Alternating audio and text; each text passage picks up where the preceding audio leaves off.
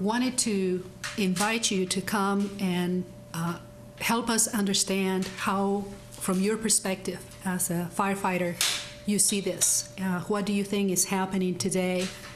How do you see the work that we have neglected to do at the legislature impacting the work that you do and your ability to respond quickly to the needs of our constituents?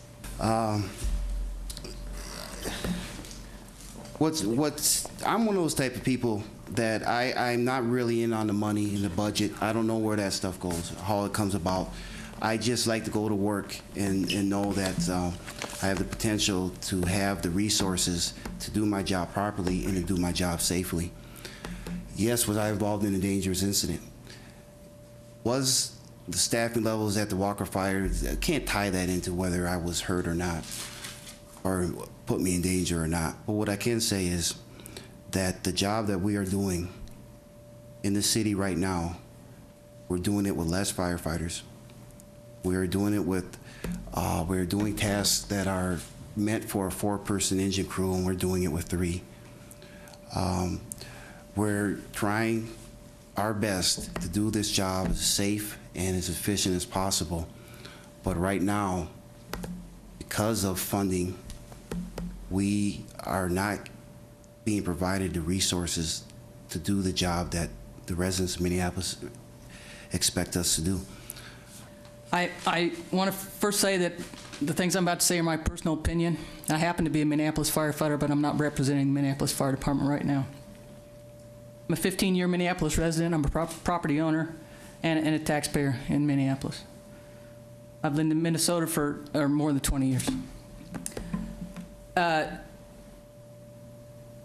was in the first in Engine 5, on the night of the fire. We were dispatched by ourselves to a fire alarm.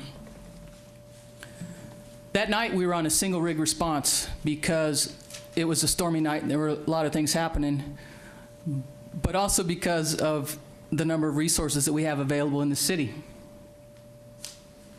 Single rig response means that 3 people drove to that fire in that fire engine, and the captain and I got off the rig to check for that fire. Usually on a fire alarm, there are 2 engines, 1 truck, and a chief. That's 11 people. So we responded with 3 rather than 11. I can't, just like Joe, I can't predict how things would have gone if we would have had more people, but I know that the ladder crew would have been in there with us, helping to break down the doors, make access to the attic, carry in the tools, help us lay the line, and do all the things that we usually do, that our SOP, standard operating procedures, tell us to do when we go to a fire. The second engine would have also been there to help us do those things, to help us look for conditions in the other parts of the building, and to then fight the fire. Everybody in this room, firefighter now, like I said, our job is inherently dangerous, and I don't think people argue that. What we don't like is decisions made by other people that aren't in there that make it more dangerous before we even start. And what isn't explained well in these firefighters' injuries is a number of things have to happen at a fire. And certain sides of my position say, well, fires are down. Well, I'll accept that. But then please explain why injuries are up. And I don't mean sprains and strains. I mean knee surgeries, back surgeries, neck surgeries. I mean, we have multiple people out, a couple getting new cartilages in their knee. One just had back surgery. We lost a 40-year-old firefighter last year. We're probably about to lose 2 more this year. 5 vertebrae fused together. Another one's wrist isn't working.